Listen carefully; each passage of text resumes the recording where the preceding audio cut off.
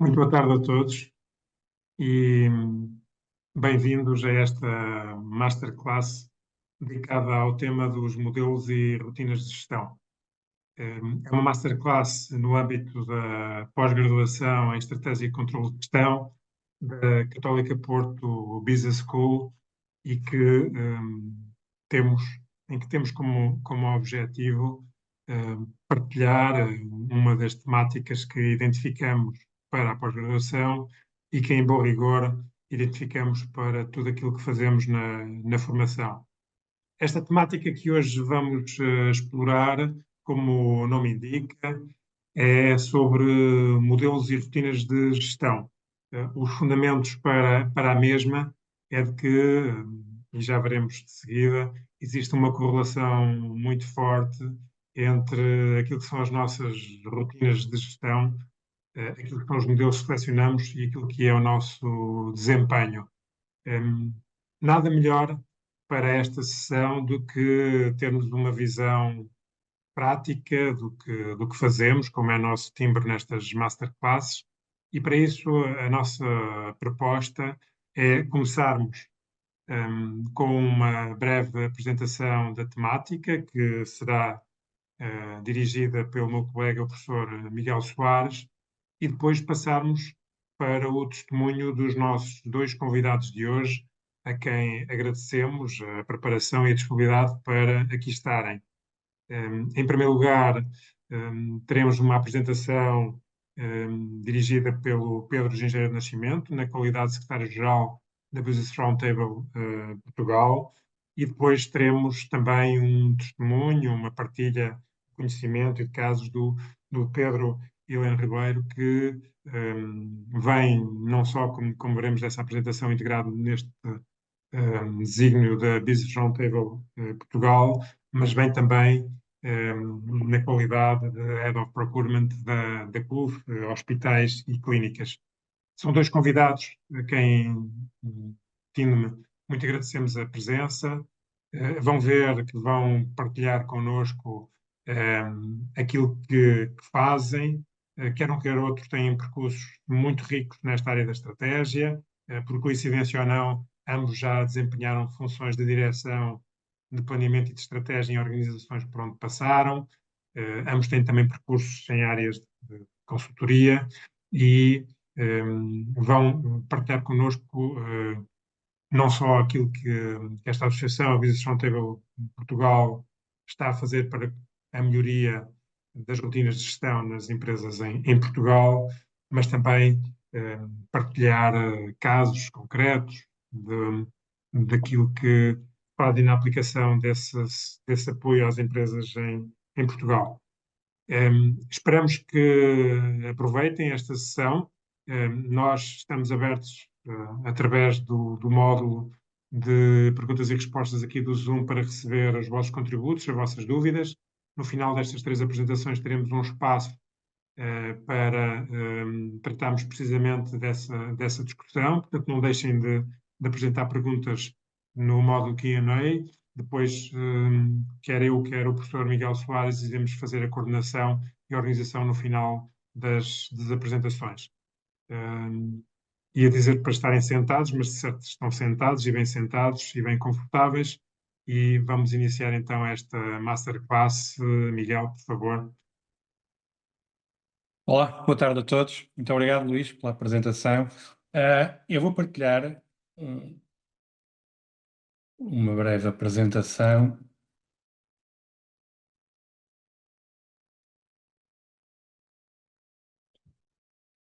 Ok, julgo que já todos conseguem ver. A discussão do tema de hoje tem a ver com o conceito de modelos e rotinas de gestão. E nada melhor para introduzir esta discussão do que mostrar alguma evidência empírica se afinal as melhores práticas de gestão têm impacto no desempenho organizacional.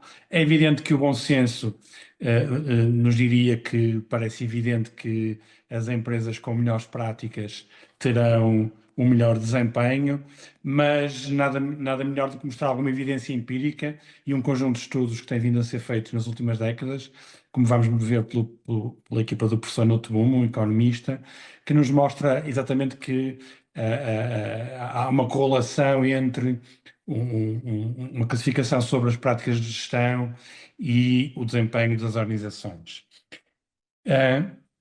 E, portanto, era essa a lógica desta apresentação. Pronto,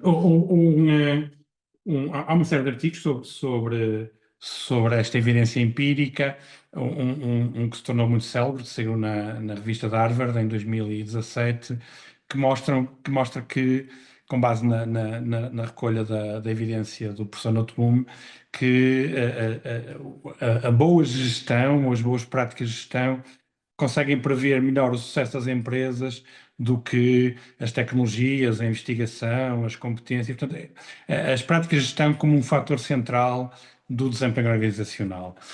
E realmente os dados têm vindo a mostrar isso.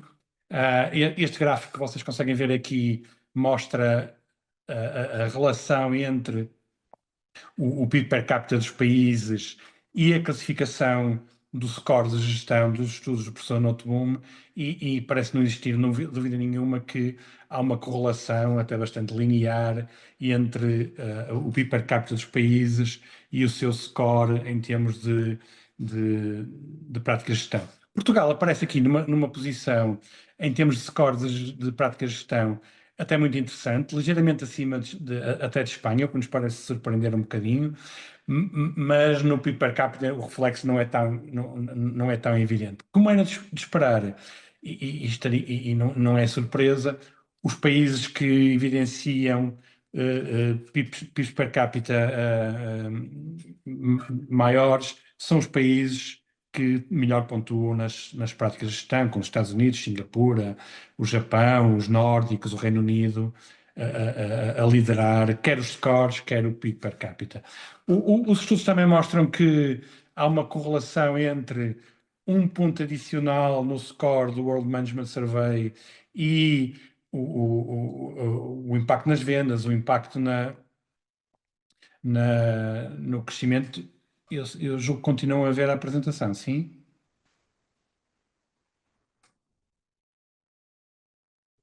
Sim, sim. Ok. Obrigado, que pareceu-me que não. E, portanto, esses dados que vocês têm aí desse lado mostram exatamente o impacto de um ponto adicional no score de gestão versus o crescimento das empresas, a rentabilidade, uma série de indicadores de desempenho. Portanto, a evidência empírica, que resulta de estudos com grande densidade, parece não causar dúvidas sobre a relação entre as práticas de gestão e o desempenho organizacional. Aqui está o ranking. Há vários scorings. Eu trouxe aqui portanto, o World Management Survey, já agora, por curiosidade, os que estão a ouvir esta apresentação conseguem aceder à página e tem lá uma ferramenta de autodiagnóstico que podem utilizar, que coloca uma série de questões sobre práticas de gestão, nomeadamente muito centradas na definição de objetivos, das metas, das consequências do desempenho, da gestão de recursos humanos, da gestão de competências, temáticas que são muito próprias daquilo a que nós estamos habituados a chamar problemáticas de estratégia e controle de gestão. O World Management Survey tem muito essa ligação entre a nossa linguagem e nós falamos aqui de controle de gestão, mas na realidade estamos a falar de boas práticas de gestão. E é uma série de scores e um deles as indústrias, e o ranking mostra que Portugal aparece aqui, como eu estava a dizer há bocado, um bocadinho acima de Espanha, mas muito longe das melhores práticas internacionais e, como era de esperar, acima das práticas menos desenvolvidas dos países menos estruturados. Não ficámos muito mal na figura aqui no score, mas muito longe ainda daqueles países que aparentam ter as melhores práticas. Um tema também muito interessante tem a ver com a questão da cultura dos países versus a capacidade de ter as melhores práticas. Há sempre aquela coisa que muita gente diz, a dizer que Portugal não tem cultura, ou não, há problemas culturais que são uma limitação à implementação das práticas de gestão. Esta análise mostra que não é bem assim, porque sistematicamente as empresas multinacionais nos países onde estão instalados têm desempenhos similares em todo o mundo. Isto é, concretizando, as empresas multinacionais, por exemplo, em Portugal, têm um desempenho similar em Portugal ao que têm noutros sítios do mundo. Não é Portugal, a cultura portuguesa, entre aspas, não é um impeditivo para essas melhores práticas. Por outro lado, isto também mostra uma coisa que nos parece muito relevante, que vai ser importante quando o Pedro Gingeira apresentar a questão da Business Roundtable, é que a evidência empírica mostra que as empresas de maior dimensão e que são capazes de desenvolver essas melhores práticas e que têm atuações mais globais, aparentemente apresentam melhor desempenho nos scores das práticas de gestão e são importantes para arrastar as restantes empresas nessas melhores práticas. Portanto, a ideia é que, como é expectável, há uma relação entre a dimensão organizacional, se quiser, e a sua capacidade de atuação global e o desenvolvimento das melhores práticas, e isso é muito importante se conseguirmos disseminá-las e divulgá-las, e aqui está o papel, um dos papéis que a BRP tem vindo a desempenhar, que é associar empresas de referência nestas práticas, por exemplo, às PMEs. Só uma breve consideração sobre isso, sobre o que é isto das práticas de gestão. Um boneco que nós na Católica gostamos muito, que mostra que o desempenho é o resultado do M que está ali no meio, um boneco de um artigo do professor Pinto dos Santos, é resultado da gestão, é aquele M ali no meio, mas que faz o equilíbrio entre o envolvente, a estratégia e a estrutura organizacional. O desempenho é o efeito conjugado disto tudo e, portanto, a organização e a gestão é um dos pilares do desempenho. Não interessa nada estar num contexto de envolvente positivo, ter uma estratégia que, em teoria, pode ser muito diferenciadora, mas se não temos a capacidade de montar práticas de gestão que permitam alavancar este desempenho, não vamos conseguir. Só para recordar também que os estudos mostram que o entrave ao desempenho organizacional, isto é, porque é que as empresas não conseguem concretizar o desempenho a que se propõem, tem a ver com um conjunto de fatores, mas de forma muito simplificada e esquematizada, e esses fatores podem se resumir em três grandes causas.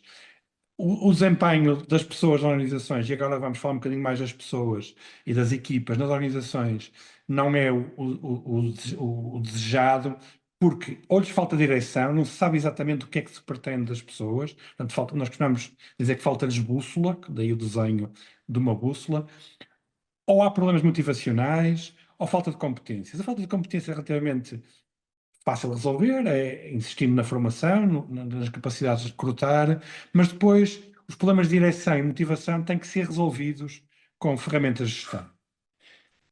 E concretizando essas ferramentas de gestão, uma forma muito simples de arrumar as ferramentas de gestão, esta ideia de um puzzle é que nós, nas organizações, vamos montar, organizações resultam do efeito conjugado de um conjunto de ferramentas de gestão que se transformam em modelos e rotinas, daí nós usamos a expressão modelos de gestão e rotinas ou práticas de gestão, que é o efeito conjugado e balanceado deste conjunto de ferramentas. Uma forma muito simples de arrumar estas ferramentas é nestes 4 quadrantes que resulta de dois autores muito conhecidos, Controle de Gestão, o Merchant e o Van der Steed, portanto, a ideia é nós temos uma panóplia de ferramentas de gestão, ou que nós chamamos de mecanismos de controle. A palavra aqui, controlo, muitas vezes assusta um bocado, se calhar é melhor falar em ferramentas de gestão, e o efeito conjugado deste puzzle se transforma em rotinas é que nos vai permitir otimizar o desempenho organizacional. Muitos de vocês, olhando para este puzzle, vão reconhecer facilmente coisas que nas vossas organizações existem. Existem mecanismos culturais, existem mecanismos que nós chamamos de controles pessoais, de conseguir captar e manter talento, existem mecanismos burocráticos, organizacionais, de sistemas de controle interno, de regras e procedimentos, de estruturas de governance, e daí o Pedro vai-nos falar um bocadinho sobre isso, a importância dos mecanismos de governance, a importância das regras e dos procedimentos, a importância das hierarquias, a importância da estrutura organizacional, a importância da burocracia, embora essa importância também possa trazer problemas organizacionais, portanto, este equilíbrio entre os controlos mais burocráticos e aquilo que nós temos do outro lado, que nós chamamos, de forma simplificada, controle de resultados ou gestão por objetivos, em que nós o que tentamos é dinamizar o foco no desempenho, nos resultados. E aí vocês reconhecem a linguagem da maior parte das empresas, que é a definição de dimensões de desempenho, de KPIs, de orçamentos, de scorecards, de metas, de sistemas de incentivo de recompensas, portanto, a lógica do foco no desempenho.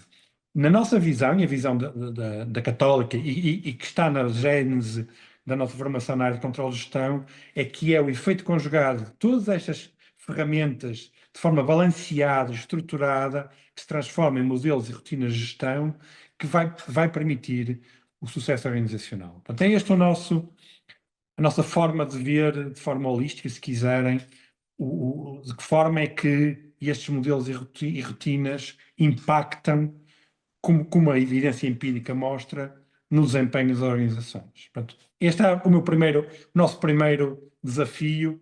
E agora, se calhar, passava a palavra ao Pedro Gingeira para nos mostrar como é que a BRP está a tentar alavancar isto nas empresas portuguesas. Ok? Eu vou então interromper e passava a palavra ao Pedro. Então, muito obrigado. Eu vou também aqui partilhar alguns slides, que espero que já se consigam ver.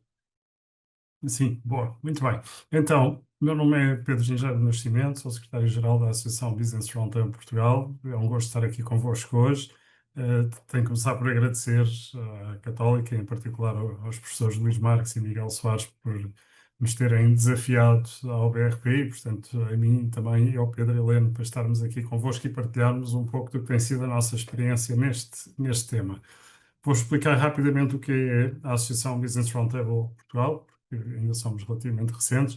Juntamos 43 de algumas das maiores empresas que têm operação em Portugal, uma mistura entre as multinacionais que falávamos há pouco e também de empresas absolutamente portuguesas. Algumas, enfim, já foram mais portuguesas, porque entretanto foram compradas por acionistas estrangeiros, outras continuam a ser bastante portuguesas, mas estão muito internacionalizadas a partir de Portugal e muito globalizadas. Mais do que uma associação de empresas, somos uma associação de pessoas, e aqui estão as caras dos nossos líderes. É uma associação representada pelos presidentes ou CEOs dessas empresas. E, portanto, aqui estão um pouco as caras, que muitos de vocês conhecerão seguramente, muitos deles. Alguns são bastante discretos e têm uma existência maior lá fora do que em Portugal, mas aqui estão. Empresas muito globalizadas em geral, e, portanto, esta é apenas uma ilustração dos pontos pelo mundo inteiro onde temos operações. Portanto, não exportações, mas operações concretamente. Não se compara PIB com volume de negócios, tecnicamente está errado, mas falar de números muito grandes sem dar um ponto de referência é sempre difícil de percebermos a ordem de grandeza. E, portanto, 124 mil milhões de euros de volume de negócios global, e dá para ter uma ideia, se compararmos com o PIB português, que estará quase nos 300 mil milhões. Destes 124 mil milhões, 65 são em Portugal e o resto é obtido fora de Portugal. Aqui eu há pouco falava das multinacionais que estão connosco, como é o caso do Santander, como é o caso do Siemens, entre outros. Nesses casos, nós só contamos nos 124 a parte deles em Portugal e excluímos tudo o resto, que está, obviamente, na casa-mãe. Portanto, só temos a ver aquilo que parte de Portugal. Para pegar noutros exemplos, uma Jerónimo Martins, que também é bastante internacionalizada e que tem uma parte significativa do seu volume de negócios fora de Portugal, essa sim, como é uma empresa de género portuguesa, contamos com tudo. Ainda assim, dá para ver que são empresas muito mais globalizadas do que a generalidade das empresas portuguesas. 424 mil trabalhadores, dos quais 218 mil em Portugal, o que significa que são mais ou menos 50% dos trabalhadores fora de Portugal. Também Não é a ideia que normalmente temos das empresas portuguesas que estão tão presentes fora e por isso gostamos de mostrar isto. Um aspecto muito importante, nós acreditamos muito na importância da escala, na importância da escala para a produtividade e, portanto, para a criação de riqueza, e ela traduz também nos salários dos trabalhadores e nas oportunidades de trabalho que têm. Quando nós comparamos o salário médio destas empresas em Portugal, 2.656 euros, ele é o dobro daquilo que é o salário médio do setor privado português. E, portanto, por isso é que também dizemos sempre e reforçamos tanto esta ideia, Portugal precisa de mais grandes empresas. Temos uma direção com 9 dos nossos CEOs. Vamos na segunda direção, é presidida pelo Carlos Moreira da Silva, enfim, um homem aí do Norte, com vice-presidentes a Cláudia Azevedo, também do Norte, e o Nuno Amado do Milênio BCP, e depois com mais 6 vogais de outras empresas nacionais. Temos uma obrigação estatutária muito forte de renovação, lá está o governance a funcionar, e, portanto, no final do primeiro mandato, que foram só 3 anos, o presidente, que era o Vasco de Melo, não pôde continuar como presidente, só pode ter um mandato como presidente, pôde continuar na direção, mas a direção tem que ter pelo menos 50% dos membros novos a todos os mandatos. Neste caso, tivemos 2/3 novos, portanto, ficaram 3 e entraram 6 novos membros, mas nenhum dos membros pode fazer mais do que 2 mandatos consecutivos. Portanto, uma obrigação também de renovação muito forte. O que é que nós acreditamos? O que é que nos une? Acreditamos que Portugal pode ser muito melhor do que aquilo que é. Deveríamos estar, acreditamos mesmo que em 10 anos, é outro aspecto importante, acreditamos que o futuro é aquele que nós fizemos e que em 10 anos, e daí um grande sentido de urgência que temos para a transformação do país, poderíamos estar entre os 5 países mais ricos da Europa. A nossa proposta é pensarmos no país e não na sociedade, disponibilizando a experiência dos nossos recursos, como é o caso do Pedro e Helena Ribeiro, que já vão conhecer e ouvir falar. Porquê? Para trazermos não propostas perfeitas e de laboratório, que seguramente se pedíssemos a universidades ou a consultores que elaborassem, iam fazer coisas fantásticas, mas, sobretudo, estamos mais preocupados em que sejam pragmáticas, concretas e execuíveis. Temos cerca de 300 quadros das nossas empresas envolvidos nas várias áreas em que estamos a trabalhar. 3 áreas essenciais: pessoas e empresas, onde nos enfocamos naquilo que nós podemos fazer para acelerar o crescimento do país: pessoas, requalificação, ensino profissional e atração e retenção de talento. Nas empresas, não tem a ver com as nossas empresas, tem sim a ver com aquilo que vos dizia há pouco. Temos poucas grandes empresas no país e, por isso, como é que podemos fazer, o que é que podemos fazer para acelerar, para que tenhamos mais grandes empresas no país? Cunhámos uma frase que diz que queremos que as pequenas se tornem médias, as médias em grandes e as grandes em globais. E depois, finalmente, a área do Estado, onde tratamos dos custos de contexto habituais: a burocracia e o licenciamento, a justiça e a fiscalidade. O professor Miguel Soares mostrou há pouco, enfim, um dos rankings internacionais que existem vários. Aqui trazemos um bocadinho diferente, o IMD, ranking deste ano. O traço que vem na horizontal mostra a posição média de Portugal nestes vários indicadores que o IMD segue. Os que estão abaixo são aqueles que servem como âncoras ao desenvolvimento de Portugal, são aqueles que nos puxam para baixo. E se nós olharmos para esses, vemos que temos muita coisa que depende do Estado, mas temos 2 temas essenciais: a produtividade e a eficiência, e as práticas de gestão, que dependem, sobretudo, dos empresários. E estas são 2 das 6 que estão a puxar-nos para baixo. São, aliás, enfim, 2 das 4 que mais nos puxam para baixo. E, portanto, há aqui, estamos habituados sempre a pensar que temos Estado a mais, que temos impostos a mais, mas há aqui muito trabalho para ser feito pelas empresas. E costuma-se dizer que somos um país de PMEs. E nós acreditamos que não. Somos um país das nanomini micro. Aliás, já os gatos fedorentos tinham um sketch em que diziam isso, que nos parece bastante bem apanhado. Porquê? Porque quando nós olhamos para as estatísticas, o peso das PMEs em Portugal no emprego é sensivelmente parecido àquilo que acontece na média da União Europeia. Já o peso das grandes empresas é 41% abaixo e, por contrapartida, o peso das microempresas, as tais nanomini micro, são 47% acima. E como a produtividade está muito ligada à dimensão das empresas, se nós temos demasiadas microempresas e muito pouco grandes empresas, então, claro, que temos que ter um problema de produtividade no trabalho. E se temos um problema de produtividade no país, temos um problema de salários. E, portanto, lá está, queremos que as pequenas se tornem médias, as médias em grandes e as grandes em globais.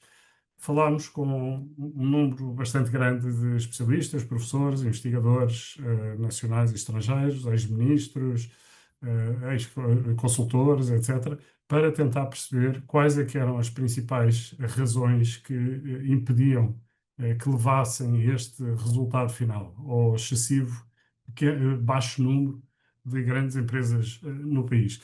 E a conclusão mais unânime foi que o governance, ou a falta de governance e a falta de profissionalização da gestão, era o maior obstáculo ao crescimento das empresas. Por isso mesmo, criámos um programa que chamamos de Metamorfose, que tem 3 pilares essenciais. Primeiro, um guia de boas práticas, que mais que um guia de boas práticas, é um guia que procura explicar alguns aspectos que nos parecem essenciais. Primeiro, explicar que governance não é um tema de compliance, não é um tema dos advogados, não é um tema de custos, é um tema de crescimento. Sem governance, sem profissionalização do governance, não há crescimento. Segundo, explicar que esse governance não é binário. Nós não temos ou deixamos de ter, até porque governance temos sempre. Mesmo quando é o dono que manda em tudo, esse é o governance mais simples que existe. Vamos ao dono para todas as decisões.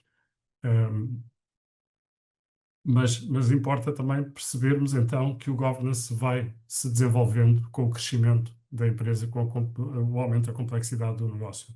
E, portanto, criamos este guia com o IPCG que explica numa linguagem acessível às PMEs, mais simples, mais direta, menos legalista, muito menos pura, seguramente, mas correta, porque foi feita também com o IPCG, o que é e como é que se vai construindo. Segundo, sabemos que quando não se mede, não se faz. Desenvolvemos uma aplicação que permite fazer uma autoavaliação e perceber como é que nós estamos e como é que nós nos comparamos face ao nível de desenvolvimento da empresa que temos. E em terceiro lugar, porque sabemos que quando se começa a progredir é preciso ter algum apoio, criamos uma bolsa de conselheiros, quadros das nossas empresas para poder apoiar esse crescimento. O guia tem essencialmente 5 pilares. Um primeiro pilar que tem a ver com a descentralização da tomada de decisão, e é aquilo que o professor Miguel Soares também falava há pouco. Nós começamos por o governance, como eu também dizia, todas as empresas têm governance, mesmo aquela em que todas as decisões dependem do dono. Quando isso acontece, e é fácil de percebermos porque é que a falta da profissionalização e de evolução desse modelo de governance é um entrave ao crescimento. Se é o dono que decide tudo, então o limite da empresa é o limite das 24 horas e o limite físico do dono. O dono não pode estar no Porto e ao mesmo tempo em Singapura a tomar uma decisão. E, portanto, temos que começar, a partir de determinada altura, a pensar em quem é que delegamos e como é que delegamos as decisões. E este é o primeiro pilar. Um segundo pilar que tem a ver com o risco. Se nós começamos a delegar noutras pessoas a tomada de decisões, temos que saber gerir e controlar os riscos que vão surgindo e, portanto, tem a ver com este. Se não estamos em todo lado, temos que começar a ter dados, temos que começar a ter números e então temos um pilar de transparência e reporting. E, finalmente, um tema de pessoas e, portanto, cultura empresarial e todo o desenvolvimento que isso traz. E, finalmente, porque todas as empresas nascem como empresas familiares, mas a determinada altura faz sentido fazer a separação entre o que é a família e o negócio, então temos o pilar da família. Depois, como dizia, temos a ferramenta de autoavaliação, bastante simples, disponível na internet de forma gratuita para que todos possam fazer. E a Bolsa de Conselheiros. O Pedro Heleno está aqui, não sei se conseguem ver a minha seta, mas está aqui, é um dos nossos 39 conselheiros iniciais, são quadros das nossas empresas com experiência em várias áreas de negócio diferentes e que depois nós fazemos um matching com as empresas que precisam do apoio deles para irem profissionalizando o seu governance. Temos um segundo programa que está ligado também a isto, que responde a esta questão de como é que nós podemos acelerar as grandes empresas. Estamos todos habituados a ouvir falar em aceleradores para startups. Nós criamos uma espécie de um acelerador para grandes, médias empresas e pequenas, grandes empresas. Empresas entre os 30 e os 150 milhões de euros, que têm um elevado potencial de crescimento e que precisam ali só de um empurrãozinho para que continuem a crescer muito bem e reforcem a sua estrutura. E, enfim, primeira boa notícia quando olhámos para isto foi que identificámos 63 empresas ao longo de todo o país nestas condições, elevado potencial entre 30 e 150 milhões de euros de faturação, empresas privadas de capital português e com o tal volume de negócios. E aqui o que fazemos é criamos uma associação entre um CEO ou um presidente de uma das nossas empresas e o dono dessa empresa. O principal ponto é desafiar a que a empresa continue a crescer, ajudar a identificar aquilo que sejam, enfim, os chamados, desculpem, agora falta uma expressão, mas quando nós estamos a conduzir e temos o ângulo morto, os ângulos mortos que nós temos na visão e na gestão do nosso negócio, isso toda a gente, se é comum dizermos que a liderança é muito solitária, então numa PME de cariz familiar ela será ainda mais solitária. Portanto, acreditamos que isto de facto traz valor. Temos um caso de sucesso da Mavecor, um caso bastante real, fundado em 2003, com sede em Viseu. Eu não vou dar mais detalhes, porque o Pedro depois vai dar bastante mais detalhes. Ela enfim, foi identificada precisamente como uma destas empresas de elevado potencial e teve como padrinho o Fernando Cunha Guedes, da Sograp. Assim que começámos a fazer o processo, uma das áreas que se identificou rapidamente era a falta de profissionalização do governance, e quando isso aconteceu, então fizemos o matching com os skills que o Pedro Helena Ribeiro tem, e ele está já com essa empresa agora já há mais de 1 ano e meio, e portanto tem aqui histórias bastante interessantes e uma experiência muito real e concreta para vos contar. Muito obrigado.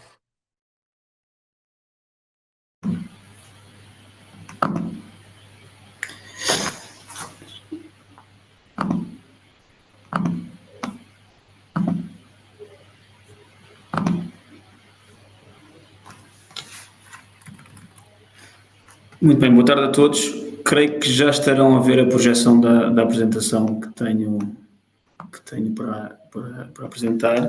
Em primeiro lugar, agradecer ao professor Luís Guarques e ao professor Miguel Soares pelo muito simpático convite de vir dar testemunho daquilo que tem vindo a ser o meu percurso com a Mavecor ao abrigo do programa da BRP Metamorfose, e dizer que é de facto um prazer estar aqui convosco. 2 ou 3 notas, reforçando aquilo que já disse o Pedro Nascimento. Deixa-me só, não estou a conseguir. Muito bem. Esta Bolsa de Conselheiros e a minha participação surge, de facto, no sentido de dar apoio a empresas que tenham, neste caso a Mavecor, um potencial de crescimento muito significativo ou já com algum track record, que, em função de falhas de maturidade ao nível do governance e desenvolvimento de mecanismos de controle interno, certamente vão encontrar dificuldades nesse processo de crescimento, ou esse processo de crescimento vai ter muito risco, alguns ao longo do percurso. O objetivo é ter alguém, um quadro de uma empresa ou de um grupo empresarial que esteja no outro nível de maturidade em termos de desenvolvimento corporativo, para partilhar boas práticas e oportunidades de melhoria, no fundo procurando mitigar o risco de cair em alguns erros que possam ser um entrave a esse crescimento. Eu costumo usar aqui uma expressão que é aprender com os erros é muito importante, se for com os erros dos outros é mais barato e é mais rápido. O objetivo é que ajudar estas empresas a acelerar o seu processo de crescimento. Como tenho deparado desde o início neste programa, é que é muito importante perceber qual é que é o melhor formato de colaboração em função do grau de maturidade destas empresas. Não faz sentido, quando nós chegamos a uma destas empresas proponentes ao programa, estarmos a falar do número de administradores não executivos e do seu grau e do número de não independentes, ou de um Conselho Geral de Supervisão, ou de uma comissão de salários, quando essa empresa ainda não tem, por exemplo, uma comissão executiva formalmente formada, com reuniões formais, ou um departamento de planeamento estratégico que olha para questões relacionadas com risco e estratégia de crescimento. Portanto, nesse sentido, a capacidade de perceber qual é que é o melhor formato, né, que depois até pode ser progressivo, no grau, quer seja no grau de formalismo, em função da maturidade organizacional da empresa, é muito importante para não corrermos o risco de estarmos com o enquadramento de um administrador não executivo, que naturalmente pelos seus deveres de fidúcia e responsabilidade terá um nível de escrutínio muito mais abrangente junto da empresa, quando provavelmente essa empresa o que precisa é de um apoio que pode ser mais informal, mas que por essa maior informalidade dá mais acesso à informação e dá mais graus de liberdade de intervenção e envolvimento e que permite um impacto muito mais rápido.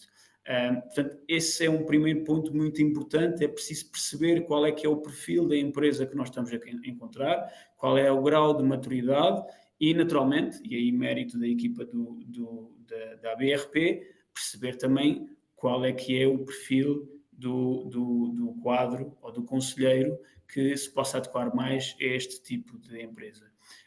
Neste caso, da empresa da Mavecor, que já vou apresentar, o formato de acompanhamento que temos tido é de reuniões mensais, presenciais, quase sempre na sede em Viseu. É importante estar presencialmente, porque de facto isto é um programa que começa de forma abrupta, há um conhecimento, há um match, e de repente estamos a ter reuniões mensais, com uma maior periodicidade, se calhar nos primeiros meses, mas é muito importante esse acompanhamento presencial numa primeira fase de pessoas que no fundo estão a abrir a sua casa. Tipicamente vou a Viseu uma vez por mês, com reuniões que começam das 11h30 às 4h30, ou em reuniões, ou então já temos tido a oportunidade de ir conhecer boas práticas noutras empresas, ou empresas do grupo José de Mel e CUF, ou empresas que estão connosco relacionadas e conhecidas, ou então, por exemplo, trazer o know-how de colegas meus que podem vir falar de temas como sustentabilidade, auditoria, planeamento e que tem vindo a acontecer. Portanto, muito rapidamente, a Mavecor, como disse o Pedro, é uma empresa de Viseu na área de conhecimento de soluções de engenharia e de projeto e desenvolvimento de projetos industriais para a grande indústria. Tem como principais clientes dos principais grupos económicos portugueses e das grandes multinacionais que estão presentes em Portugal. Está sediada em Portugal, já tem também presença em Espanha, França e até muito recentemente na Noruega. Tem tido um percurso extraordinário de crescimento, sobretudo nos últimos anos, um crescimento não só orgânico, mas também por M&A, e tem como pontos fortes o foco no cliente, a qualidade do serviço. Eles têm uma plataforma aplicacional desenvolvida in-house por uma equipa de IT que está sediada no Porto e que lhes dá uma capacidade extraordinária de fazer um controle sobre os projetos, que lhes permite ter desde logo um controle de custos e nesse sentido também estimativa de pricing, mas também do tempo de execução e que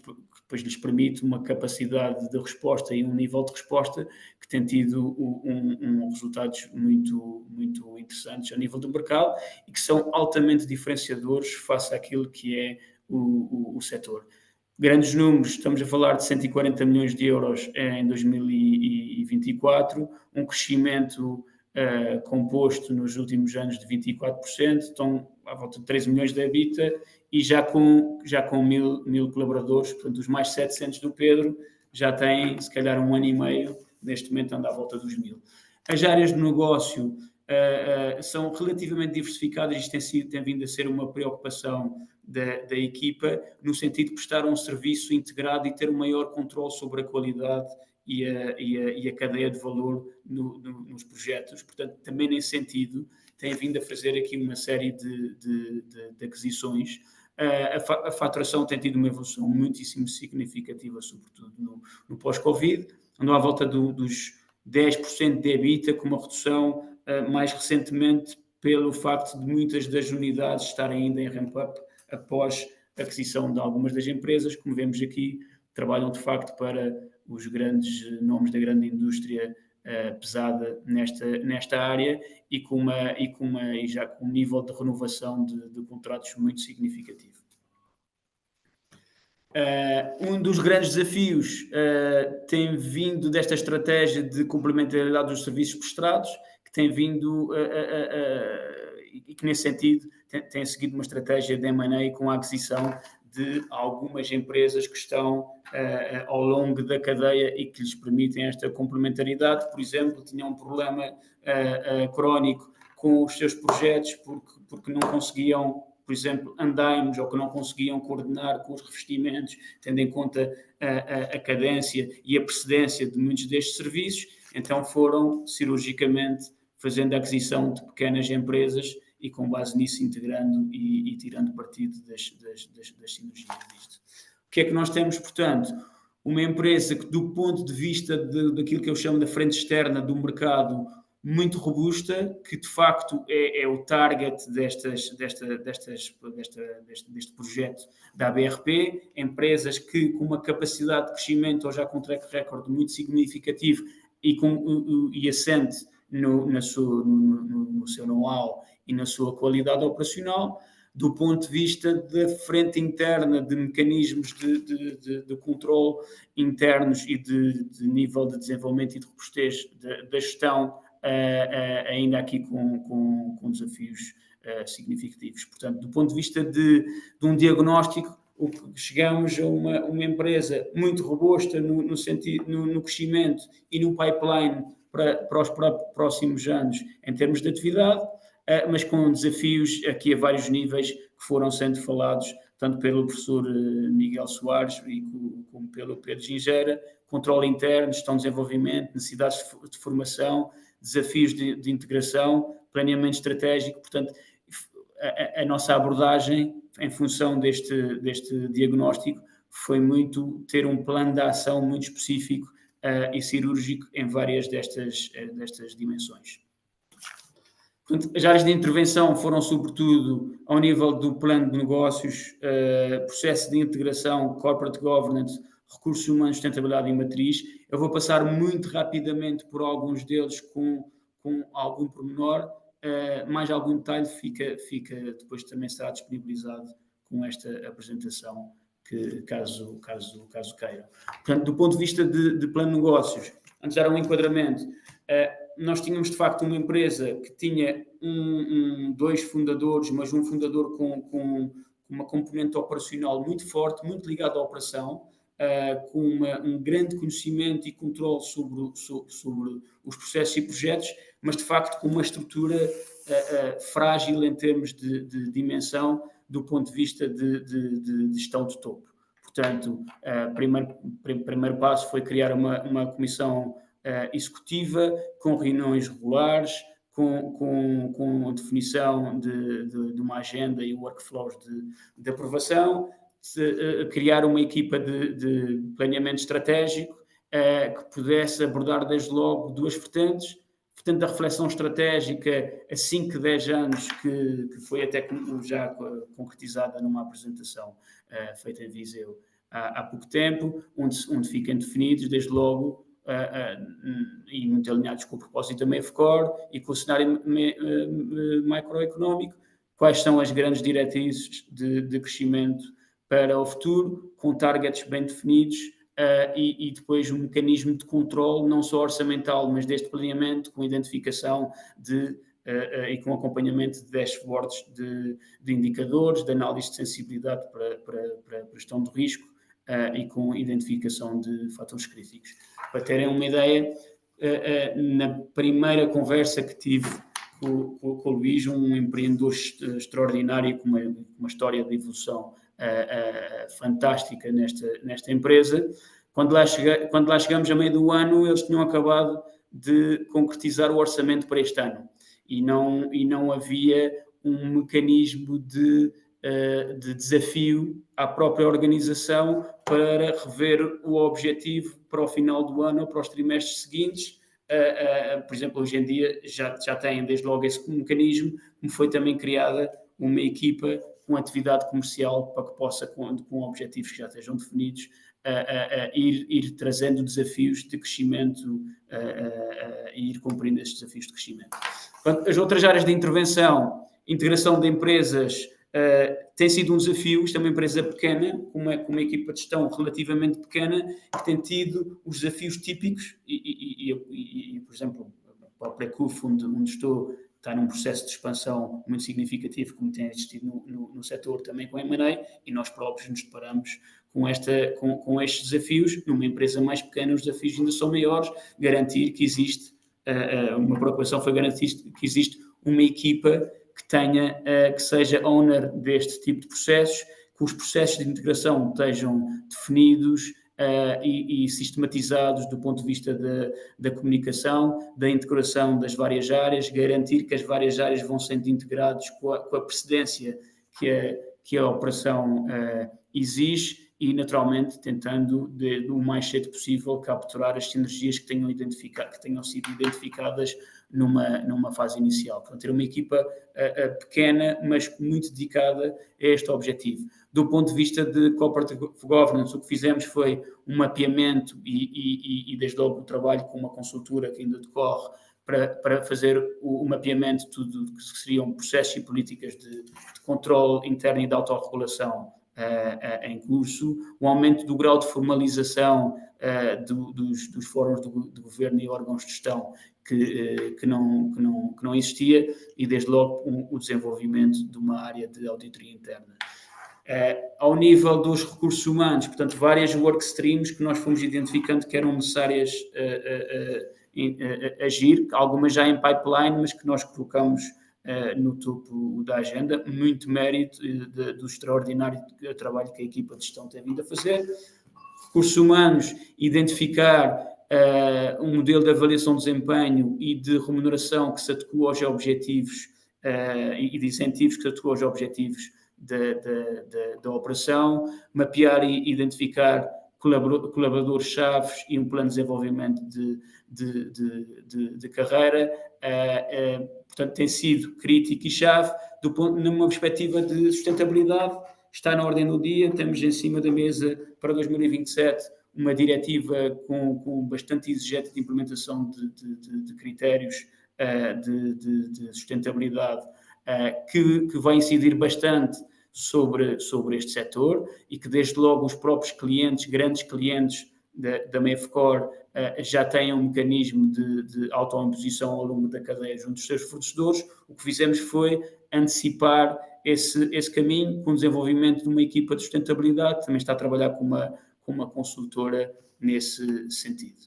Portanto, desenvolvemos também uma matriz de riscos que está a ser acompanhada pela Comissão Executiva nas várias áreas, com a identificação de owners de cada um desses riscos e com acompanhamento e monitorização da sua evolução. E temos feito aqui uma série de visitas a empresas que, ou nas proximidades, ou proximidade geográfica ou proximidade setorial, têm vindo, são empresas benchmark que podem servir de referência para a Mavcore.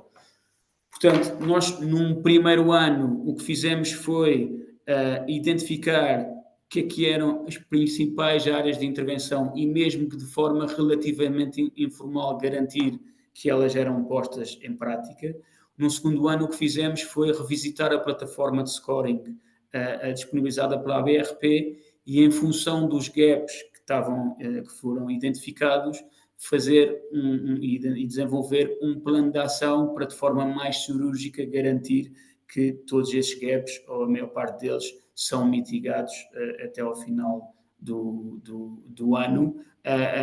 Portanto, o que podemos ver é que hoje, claramente, a Mavcore, o mérito todo da equipa, tem vindo a ter um crescimento mais robusto, com maior capacidade de adaptação aos desafios que a dimensão lhes traz e que a exploração de novas áreas também lhes traz, e tem sido, do ponto de vista mais pessoal, uma aprendizagem e uma experiência extraordinária poder partilhar e assistir em lugar privilegiado a uma história de crescimento e de empreendedorismo muito, muito, muito interessante. Obviamente que sempre numa perspectiva de um apoio muito prático. Como dizia o Pedro, naturalmente, uma abordagem da academia teria certamente outro tipo de enquadramento e muito mais detalhado. Aqui o objetivo foi trazer uma abordagem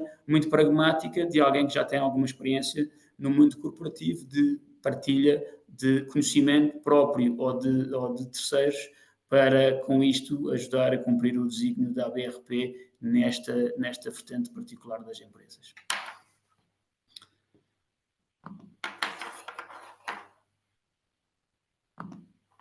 Muito bem, professor, creio que da minha parte estou disponível para alguma dúvida que possa existir. Muito obrigado, Pedro, pela apresentação. Muito obrigado também ao Pedro Gingeira pela exposição. Nós temos aqui há algum tempo para fazermos uma interação entre nós e depois, no final, o professor Miguel Soares e eu próprio faremos as conclusões da sessão. Eu estava a ouvir com muita atenção a intervenção do Pedro Gingeira e do Pedro Heleno, e suscitou-me uma questão, usando exatamente de um dos focos que vocês têm, que é uma abordagem prática, pragmática, de intervenção. Portanto, estamos perante uma associação que juntou um conjunto de empresas, um conjunto de empresários, um conjunto de dirigentes, e que disponibiliza o seu tempo, pro bono, o seu tempo não só destes empresários, destes gestores, mas também dos seus quadros superiores, como é o caso do Pedro Heleno, dispensa tempo a empresas no sentido de ter este contributo para a sociedade civil de, como dizia o Pedro Gingeira há pouco e bem, transformar as pequenas em médias, as médias em grandes e as grandes em globais, e com isso fazemos com que as empresas portuguesas sejam maiores, com todo o efeito de arrastamento e escala que isso provoca. Temos estes programas e este contributo. Vemos o Pedro Heleno, pelo menos uma vez por mês, desloca-se propositadamente a esta empresa e faz uns bons quilómetros para ir a vir a esta empresa, no sentido de ajudar a montar este modelo e estas práticas. E não deixa de me ocorrer a pergunta, e a pergunta é para ambos, e eu posso começar pelo Pedro Gingeira, mas a seguir a mesma pergunta gostaria dos comentários do Pedro Heleno. Como é que os empresários destas empresas, como é que as pessoas dessas empresas acolhem estes programas e acolhem os conselheiros, e como é que transformam isto em valor? Estamos a ver que claramente isto está a correr e já tem algum tempo, mas o Pedro Gingeira acompanha todo um universo de casos que vai para além deste. E numa sociedade como aquela em que nós vivemos, como é que vocês entram nas empresas, têm acesso à informação, têm acesso às pessoas e conseguem motivá-las precisamente para isto, que é um desígnio de todos nós, que é ajudar as empresas a serem grandes, globais?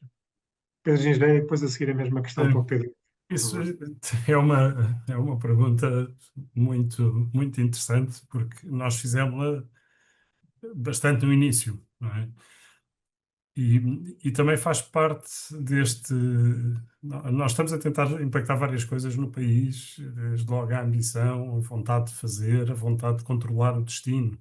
Não é? Costumamos dizer que o futuro é aquele que nós fizemos dele, não estamos condenados pelas cartas que nos saíram quando nos distribuíram o jogo, não é?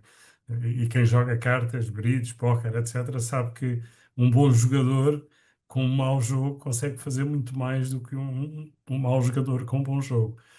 E, portanto, queremos todos incutir esse espírito em toda a gente. E outro dos aspectos é este, que é sabermos correr riscos, calculados, claro, preparados, e aprender com isso, aprender com os erros. Portanto, nós quando lançámos esta iniciativa tínhamos essa dúvida, que é, mas será que quando nós ligarmos ao dono de uma destas empresas, eles não nos vão dar uma corrida? Primeiro, vão-nos atender o telefone? E quando nós falarmos com eles, será que eles nos vão dar uma corrida? Eu lembro quando falei a primeira vez com o Luís Aguiar da Meifcor, ele, como o Pedro dizia há pouco, era um dos dois sócios e o mais envolvido na operação. E, portanto, ele era tão envolvido na operação que eu tinha conseguido marcar uma reunião com ele E quando ele fez a reunião comigo, meia hora por Teams, ele estava num contentor de obra no meio de um cliente qualquer onde estavam a fazer coisas. E, portanto, a quantidade de pessoas que o interromperam porque lhe vinham perguntar coisas durante a nossa conversa. Enfim, não tínhamos certeza como é que ia correr. Há uns casos em que corre bem e há uns casos em que corre mal. E às vezes corre mal porque as pessoas estão muito enfocadas em problemas que têm ou em oportunidades que têm e não têm tempo para ouvir mais nada. Às vezes corre mal porque as pessoas têm egos gigantes e não querem ouvir ninguém de fora. Este caso da Mavecor para nós é um caso excelente porque o Luís Aguiar, que é o mais operacional e mais envolvido em todo o negócio, é, para além de tudo mais, uma pessoa hiper curiosa e, portanto, quando nós lhe batemos à porta e lhe perguntámos, olha, temos isto para te oferecer, queres? Ele disse, epá, mas se esta gente que é maior que eu acha que me pode ajudar, tenho nada a perder, deixa-me lá ir conversar com eles. E pronto, e portanto ele tem mantido essa atitude, e temos tido outros casos assim também.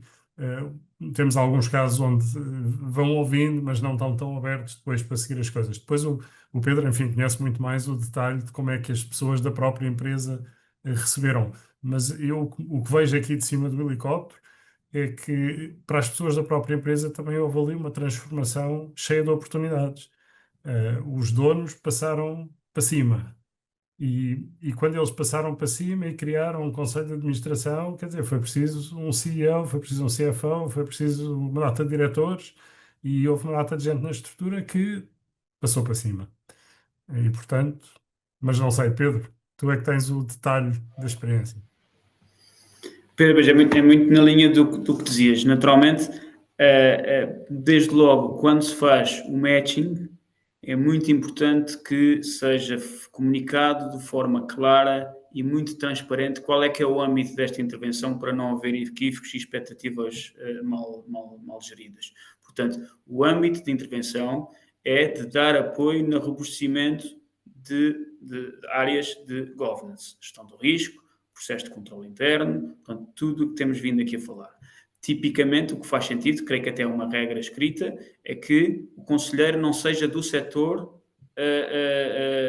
da empresa que está a ser aconselhada, até para não se dar a estes equívocos. E depois tem que haver uma capacidade de ambas as partes de perceberem qual é que é esse grau de intervenção, de interseção. Do lado da equipa da Mavecor, de facto, houve esta capacidade extraordinária de aproveitar uma oportunidade e eles viram-na como tal, e de ter a capacidade de perceber que viria dali uma aprendizagem e não ter uma postura, se calhar, um bocadinho mais autista, de pensar o que é que estas pessoas sabem do meu negócio. E essa abertura, naturalmente, faz com que, do nosso lado, seja muito mais fácil uma intervenção, porque temos vindo. O que é extraordinário é que nós, quando fazemos uma reunião um mês, no mês seguinte, aquilo que tinha que estar implementado ou estar em curso está a acontecer. Portanto, eles souberam pôr no topo da agenda estratégica estes temas, porque percebem que, de facto, é um catalisador do crescimento. Desde logo, garante, ou pelo menos mitiga, o risco de que o crescimento possa gerar um problema no futuro. Portanto, eu diria que é esta questão de comunicação e de âmbito, e depois perceberem que, de facto, esta mudança fez com, como o Pedro Gingeira estava a dizer, com que se gerassem oportunidades dentro da própria equipa. Se a pessoa que foi nomeada como CEO tinha uma responsabilidade de direção na área de contabilidade e financeira, dentro dessa equipa estava uma pessoa com um enorme potencial que está a fazer que é responsável pela direção de planeamento estratégico. Naturalmente, geraram-se ali alguns lugares, algumas necessidades que foram preenchidas maioritariamente in-house, estão a ir buscar neste momento e a crescer a equipa em algumas competências que sentem que são necessárias fora da empresa, mas, por exemplo, estão já a fazer um nível de várias formações, este nível de robustecimento, naturalmente, de skills de gestão para estas pessoas. Portanto, tem vindo a ser um trabalho contínuo, mas o grande mérito é da equipa que tem percebido a importância de colocar isto na agenda estratégica. O meu papel é só de alertar para quais são os pontos relevantes, para reforçar a importância disto estar na agenda estratégica, mas se eles não o fizerem, naturalmente nós não vamos a lado nenhum e ao longo do tempo vai-se gerando uma erosão e o próprio conselheiro naturalmente percebe que não consegue ajudar esta empresa e que esta não faz muito sentido continuar. Para mim, a motivação tem sido esta, é que a vontade desta empresa em crescer e em desenvolver-se tem sido uma oportunidade grande para mim e que tem sido um grande prazer. O que o Pedro estava agora a dizer fez-me lembrar outro aspecto que também é relevante, também é interessante. Que também se pode perguntar, então, mas e o que é que os colaboradores, o que é que os empregados das empresas do BRP acham disto? O que é que veem nisto, não é? E eu acho que esta mudança, é isto que o Pedro estava a dizer, eu não faço as coisas lá, só coloco na agenda estratégica e depois eles é que têm que fazer. O Pedro até agora era um executivo e, portanto, estava habituado a. Então é preciso fazer, deixa lá arregaçar as mangas, com quem é que eu falo, eu vou aí coordenar, posso-vos mostrar, já fiz isto 50 vezes, portanto posso ensinar-vos.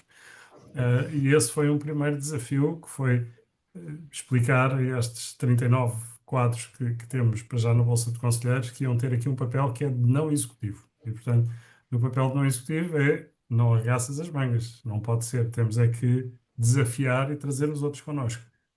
Mas isso é uma oportunidade de desenvolvimento muito interessante para estas pessoas, que são quadros de grandes empresas, têm muita experiência, mas vão chegar aqui com um valor diferente, não é? E vão ficar com um valor diferente, vão complementar a sua experiência com uma experiência que é muito diferente e com um propósito que é muito nobre, que é tentar, de facto, fazer deste país um país ainda mais melhor do que aquele que é atualmente. Eu posso partilhar que nós na Católica também já conhecemos e acompanhamos com muito gosto o caso. Foi um caso que nos chamou a atenção. Estamos a estudá-lo, porque parece-nos um caso que merece ser estudado. E podemos partilhar, e eu e o Luís, a experiência que também temos tido com a empresa, que é um bom exemplo. O Pedro, há bocado, o Pedro Gingera dizia que há sempre governance, não é? Nós também dizemos que há sempre mecanismos de controle de gestão. O problema é que nas nossas aulas eu costumo usar uma expressão, que quem me conhece sabe que eu uso, que o mecanismo mais fácil de controle de gestão chama-se debaixo de olho, que é quando as empresas são pequenas e de complexidade reduzida, é relativamente fácil garantir a coordenação, o alinhamento, a motivação.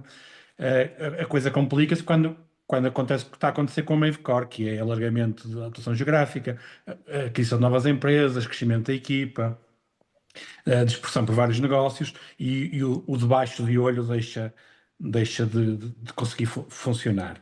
Mas há uma característica muito importante neste caso específico, que nós também já conhecemos e que não é fácil de ter, que é, ou duas características, se quiserem. É um aspecto, por um lado, a humildade de alguém que reconhece que precisa trazer competências aliás, se vocês voltarem ali a um dos nossos slides iniciais, um dos problemas de controlo é a falta de competências e, portanto, alguém que reconhece que tem que trazer know-how para dentro, tem que potenciar as competências da equipa, tem que melhorar aquilo que não sabe, e o Luís da Mavecor é alguém que percebe isto com alguma facilidade. Mesmo com o sucesso do seu negócio, percebe que é importante para crescer e reforçar isto. E, por outro lado, há uma característica muito fundamental que é a transparência, que é nós deixarmos que toda a equipa conheça os aspectos do negócio, da nossa experiência com as organizações. Um dos fatores que complica muito estas coisas é quando os empresários acham que só eles é que podem conhecer informação, ninguém pode conhecer os dados do negócio, ninguém pode, não partilham com a equipa, não divulgam internamente o que é que está a acontecer. Portanto, esta capacidade de ser transparente dentro de organizações é fundamental para estes processos terem sucesso, porque se eu não for transparente, não vou conseguir ter esta adesão. E isto vem reforçar esta ligação entre E este é um bom caso porque estava naquele ponto em que ainda tinha uma gestão, quando o Pedro entrou, muito com ferramentas de gestão se calhar não tão estruturadas, e este percurso está a ser feito em simultâneo, que é difícil, não é? Estruturar as ferramentas de gestão e as práticas para conseguir potenciar o crescimento. E estão a acontecer as duas coisas ao mesmo tempo, que é uma sorte, que às vezes as duas coisas, às vezes crescemos muito e não conseguimos acompanhar com a estrutura de gestão e vamos ter problemas, outras vezes há empresas que investem muito em melhoria das práticas de gestão, mas também depois não conseguem ter a capacidade de pensar no crescimento. Numa das conversas iniciais que eu tive com o Pedro Gingeira, a ideia de que as empresas pensam muito em crescer um bocadinho, não é? A minha casuística e a do Luís também é perguntar a alguém que fatura 30 milhões e no outro dia tive um caso desses, uma empresa com bom desempenho, e ele dizia-me: nós faturamos 30 milhões, para o ano temos o orçamento de faturar 35, e a pergunta que eu lhe fiz, que é uma pergunta típica também da mentalidade do ERP, é porque é que não pensa em 70, não é? Porque é que a 35 faz sentido? Porque é que não colocamos grande ambição? E quebrar com estes mecanismos que travam o crescimento das organizações também nos parece importante. Eu não sei, nós tínhamos prometido abrir a discussão aqui no chat, ainda não temos perguntas. Luís, não sei se alguém quer fazer perguntas. Não, de facto, não temos, Miguel. Não temos, e isso só se deve à elevada qualidade dos dois palestrantes, que fizeram apresentações tão claras que, que os nossos participantes estão esclarecidos. Nós temos também o compromisso de fazer esta uma sessão curta, de final de tarde, e temos esse compromisso com os nossos participantes e também temos esse compromisso com os nossos convidados. Portanto, se todos concordarem, nós íamos entrar nas conclusões e no fecho respectivo. Uma nota muito importante, o contexto desta masterclass é o contexto de uma business school, da Católica, da Universidade Católica Portuguesa, na qual nós procuramos partilhar boas práticas de gestão, e foi muito claro o papel da Associação Business Roundtable, e foi muito claro o que fazem, e em particular neste programa, o que estão a fazer no caso da Mavecore. Dar nota do fit e do alinhamento que aquilo que acabámos aqui de presenciar face àquilo que é a nossa abordagem, em concreto desta pós-graduação de Estratégia e Controlo de Gestão, da qual o professor Miguel Soares e eu somos os diretores, desta abordagem que é uma abordagem holística, sistémica da gestão. Foi muito visível na apresentação que o Pedro Leone fez, da abordagem alargada das práticas de gestão, do modelo de governo, das rotinas de gestão, do papel de ferramentas, como é o caso do orçamento, do papel das pessoas, e como tudo isso faz parte de um todo, que neste caso em particular da Mavecore, está a ser cuidado para que vendam agora mais de 100 milhões de euros, mas daqui a pouco tempo vendam mais de 200 e depois 300 milhões, e esse crescimento sustentado ser baseado naquilo que são os bons argumentos de gestão que permitam a escala, e uma escala sustentada para o futuro. Essa visão holística que nós temos nesta pós-graduação Estratégia e Controlo de Gestão, e para a qual nos convidamos todos os participantes a consultar. No chat foram deixados alguns contactos da nossa estrutura. Aqueles que têm curiosidade e vontade de aprender, não deixem de o fazer. Nós procuramos alimentar ao longo dessa pós-graduação, que tem mais de 100 horas de interação, esta visão de ir à estratégia, ir à execução, ir aos modelos do governo, ir aos instrumentos de controle de gestão, como o Miguel Soares acabou de apresentar, uma visão holística, dinâmica da gestão, em que todos esses aspectos estão interligados e que estão correlacionados entre si, em que nós, quando alteramos um, ele tem consequência nos outros, e estamos permanentemente a ver o todo. Eu não sei, Miguel, se tens algumas palavras, se não... Tinha uma palavra, ainda agora, só para finalizar então de brincadeira, o Pedro e os dois Pedros, nós sentimos a alfinetada da academia, mas posso garantir que no nosso caso essa visão académica é muito baseada na exploração de casos e no conhecimento da realidade, quer das equipas que trazemos para a pós-graduação, porque trazemos muita indústria, não trazemos só académicos. Nós próprios temos esse historial por trás. Portanto, uma coisa que o Luís não disse é que, para quem nos conhece já sabe isso, nós não acreditamos em soluções by the book. Tudo isto é contingencial. As ferramentas e as práticas que funcionam num contexto podem não funcionar noutro. E a visão da pós-graduação é uma visão muito de pensar nas coisas e de forma crítica, que é, não há soluções milagrosas para estes problemas todos.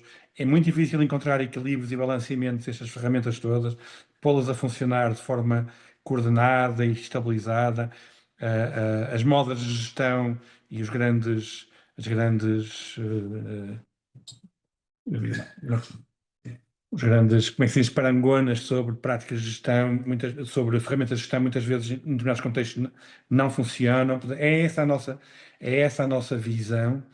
Também queria realçar que achamos importante que a pós-graduação em Estratégia de Controle de Gestão não é só dirigida a controllers, é dirigida a empresários, a gestores, a pessoas que querem pensar isto de forma integrada. Claro que os controllers são muito bem-vindos e têm um papel muito importante, controllers com função específica, mas a nossa visão é mais alargada e o nosso passado na formação executiva neste âmbito tem mostrado isso, que é, aliás, a própria dinâmica das aulas enriquece muito quando temos gestores e pessoas com funções empresariais que enriquecem a discussão e não aquela visão mais tradicional dos controllers. Portanto, é esse o nosso desafio.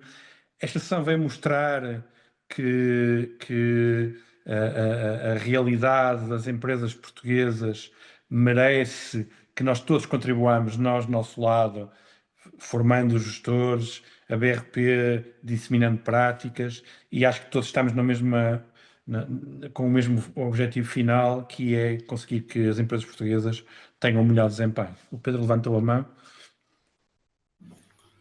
Professor, só para não deixar sem resposta, a minha referência à academia naturalmente foi para tentar disfarçar alguma ou justificar uma menor robustez Não tem menor robustez nenhuma, Pedro. explanação da minha apresentação. Falando já agora de academia, acho que pode ter e tem um papel fundamental especificamente neste tecido empresarial, provavelmente tentando perceber qual é que é o modelo de formação de executivos específica, se calhar modular com temas mais circunscritos. Por exemplo, quando estamos a falar deste tema em concreto, a área gestão de recursos humanos, corporate governance, gestão de risco, planeamento, sentimos quando vamos conversando com a direção executiva da Mavecor, que de facto é uma equipa recente, com tecnicamente boa, mas com necessidade naturalmente de desenvolvimento de uma série de skills que a academia pode dar, provavelmente numa lógica mais modular, se possível, se calhar dir-me-á que já existe, mas então tentar perceber se esse match não pode, ou se essa comunicação não pode chegar de outra forma. Podemos falar sobre isso um destes dias. É um tema que com o Luís Aguiar temos falado bastante dessas necessidades de formação. Muito bem. Muito bem. Luís. Sim. Uns agradecimentos muito especiais. Eu começava por agradecer a quem nós não estamos a ver a cara neste momento. Eu começava por agradecer ao Luís Aguiar e a toda a sua equipa. Agradeço ao Luís Aguiar, mas a toda a equipa da Mavecor que tem permitido esta experiência fantástica. Como o professor Miguel Soares já referiu, nós temos o privilégio de estar em parceria com a Business Roundtable Portugal a preparar um caso sobre a Mavecor. É algo que nós acreditamos, pelos fundamentais que já foram aqui apresentados, tem um potencial de conhecimento enorme e que vai ser um excelente caso, um excelente exemplo para muitas outras organizações e para muitas outras pessoas, quer através da BRP, quer através da Business School. Portanto, muito obrigado à Mavecor por ter permitido isso e por permitir, tal como se viu aqui, esta partilha de experiência de uma forma muito transparente e que é, aliás, um contributo de reciprocidade por aquilo que a Associação BRP está a fazer na empresa. Um agradecimento também especial à equipa da Católica que possibilitou estarmos aqui hoje. Não vemos, mas estão pessoas por trás a ajudar-nos a estar aqui, que publicitaram o evento. Um agradecimento também especial à Luísa Boal, que apoia muito o Pedro Gingeira nestes eventos e que sei que está aí, porque eu já vi o nome dela e, portanto, um agradecimento muito especial porque teve toda a logística de preparar isto.